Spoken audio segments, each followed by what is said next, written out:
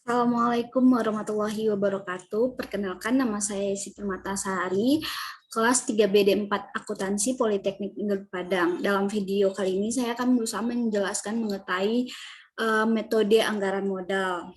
Nah, atau metode capital budgeting. Sebelum kita masuk ke metodenya, langkah baiknya kita kenal dulu nih apa itu anggaran modal atau definisi dari anggaran modal itu sendiri. Anggaran modal terdiri dari dua kata, yaitu anggaran dan modal.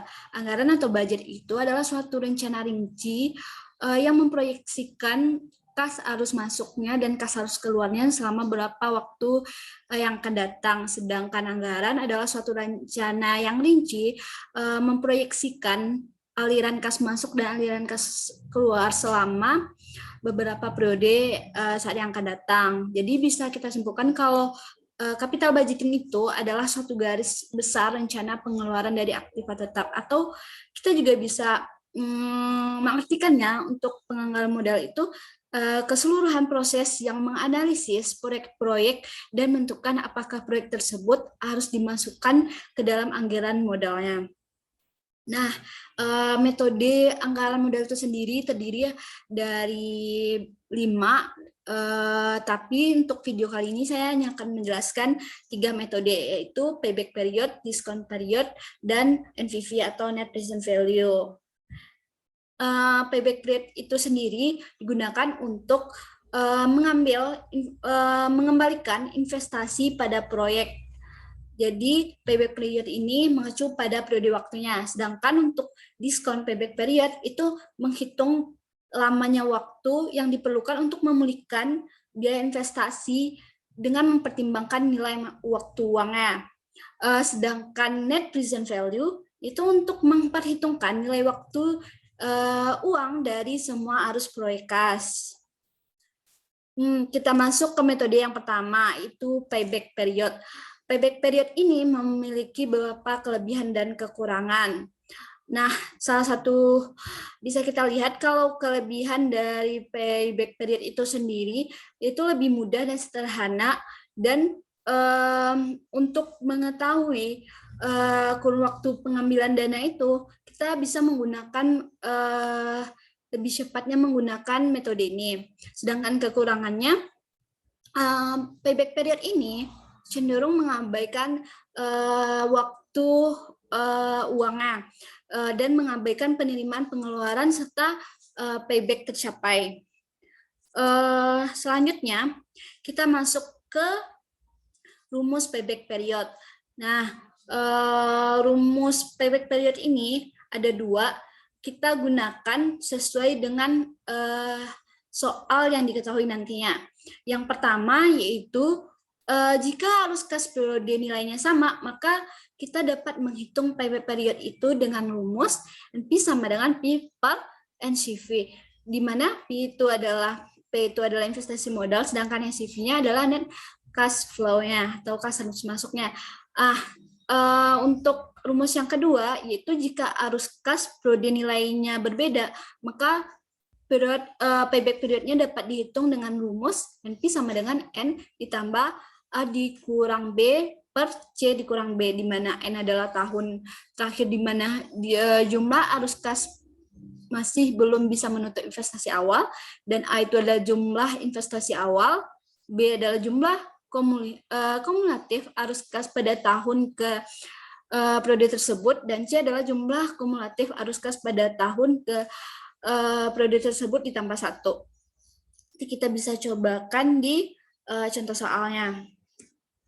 Nah, ini contoh soal dari payback period. Diketahui bahwa PT Permata berinvestasi sebesar 100.000 dan pada aktivitas tetap dengan arus kas sebagai berikut. Nah, bisa kita lihat kalau di tahun 1 arus kasnya 50, tahun kedua 40, 30, tahun ketiga dan tahun keempat 20. Untuk arus kas kumulatifnya juga bisa kita lihat. Nah, maka untuk mencari payback periodnya itu kita menggunakan rumus yang kedua, karena di sini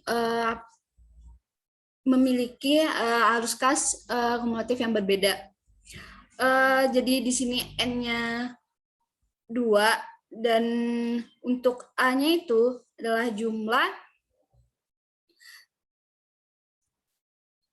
jumlah arus kas dan arus kas kumulatif pada tahun pertama dikurang dengan arus kas kumulatif, jumlah arus kas kumulatif pada tahun tersebut dibagi dengan arus kas kumulatif pada tahun selanjutnya dikurang dengan arus kas kumulatif pada tahun tersebut kali dengan 1 tahun. Nah, kita lihat kalau di sini arus kas kumulatif tahun keduanya itu 90.000 dan untuk jumlah arus kas dan arus kas kumulatifnya itu ada 50.000 ditambah 50.000 jadi 100.000. Nah, berarti kita kurangkan 100.000 kurang 90.000 dapat 10.000 dan 120 kita kurang dengan 90.000 dapat 30.000. Nah, didapat payback periodnya itu 1/3 tahun. Jadi untuk payback period ini bisa kita simpulkan modal yang dihasilkan dari 100.000 tadi bisa kembali dalam waktu 2 tahun 4 bulan atau 1/3 tahun gitu. Nah, kita masuk ke metode yang kedua yaitu diskon payback period. Nah, diskon payback period ini berbeda dengan payback period, di mana diskon ini dia tentu menggunakan diskon yang bukan dia itu bukan aliran kas kasarnya. Dan yang kedua, waktu yang diperlukan untuk pengembalian investasi proyek ini dalam bentuk diskon arus kas, di mana diskon nanti adalah biaya modalnya. Untuk kelebihannya, diskon payback period ini lebih mempertimbangkan nilai waktu uang, mempertimbangkan risiko aliran kas dalam payback-nya. Nah, untuk kelemahan itu sendiri, untuk diskon ini kita harus memerlukan estimasi biaya modal dan kelemahan lainnya itu mengabaikan arus kas di luar pasca payback. Untuk rumus payback itu sendiri yaitu periode ditambah dengan jumlah arus kas pada periode ke N dibagi dengan VV arus kas pada periode selanjutnya, periode tersebut ditambah 1 atau periode selanjutnya. Nah, contoh soalnya seperti ini. Ditanya diskon payback periodnya. Dapat kita ketahui kalau untuk periode di sini adalah yang bisa kita lihat kalau periodenya itu 2, periode kedua di mana terjadi diskon ditambah dengan arus kas kumulatifnya yaitu 39,67 juta dibagi dengan VV arus kas selanjutnya yaitu 45,7 juta. Jadi didapat 2,88. Nah, kita masuk ke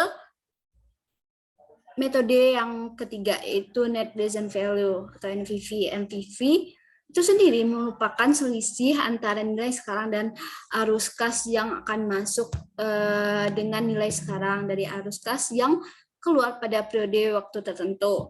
Nah, sama dengan metode sebelumnya, NPV juga memiliki keuntungan dan kelebihan. Kelebihan dan kelemahan. Nah, untuk kelebihannya itu memperhatikan nilai waktu dari uang atau dia itu memperhatikan time value of money-nya. Terus mengutamakan aliran kas awal. Kelebihan lainnya itu tidak mengabaikan aliran kas pada waktu proyeksi. Untuk kelemahannya itu memerlukan perhitungan cost of capital sebagai discount rate-nya. Terus kita juga lebih sulit penerapannya daripada payback period tersebut. Nah, ini bisa kita lihat rumus dari NPV. Sebenarnya rumus ini sama dengan payback period tadi, nanti kita gunakan sesuai dengan ketentuan soal. Misalnya kalau soalnya diketahui suku bunganya, maka kita menggunakan rumus yang menggunakan perhitungan suku bunga. Jika diketahui periodenya, kita mencari menggunakan rumus T. Nah, masuk ke contoh soal. Contoh soalnya adalah umur investasi tersebut dalam perusahaan tersebut ialah 4 tahun dengan nilai investasi 173 juta. Tahun ke-1 ada 55.800.000, tahun kedua ada 74.500.000, tahun ketiga 97.200.000, dan tahun keempat ada 108.845.000. Kita diminta untuk menghitung besarnya NPV dan tingkat bunga diskonto diperhitungkan. Nah, kita menggunakan rumus sebelumnya, yaitu rumus NPV dengan C1-nya yaitu 170. Nilai investasinya itu kita kurangkan, sedangkan untuk nilai tahun ke-1-nya yaitu 55.800 itu dibagi dengan 1 ditambah diskontonya yaitu 0,8, kita pangkatkan 1, ditambah dengan 74 kita dapat dari tahun kedua, dibagi dengan 1 ditambah diskonto dipangkatkan 2 karena di tahun kedua, gitu juga dengan seterusnya 97.200 pada tahun ketiga, di 1 ditambah diskonto dipangkat 3, dan tahun keempat 108.450 ditambah 1 ditambah diskonto dan dipangkatkan 4. Nah, dapat diperhatikan kalau hasilnya setelah kita cari hasilnya sebesar ini dan kita kurangkan dengan nilai investasinya, didapat 42.889.98,6. Nah, bisa kita lihat kalau hasilnya itu positif, maka investasi yang akan dijalankan dan diproyek yang akan mendatangkan keuntungan bagi perusahaannya, maka proyek itu harus dijalankan. Namun jika hasil dari NPV-nya itu negatif, maka investasi yang akan dijalankan atau diproyeksikan itu akan mengalami kerugian, sehingga lebih baik investasi bukanlah investasi, sehingga proyek yang akan dimusuhkan itu akan kemungkinan dibatalkan gitu. Begitu juga dengan kalau NPV-nya 0. Nah, sekian video dari saya. Jika banyak kekurangan dan kesalahan, saya mohon maaf. Terima kasih karena sudah menonton. Sampai jumpa di video selanjutnya.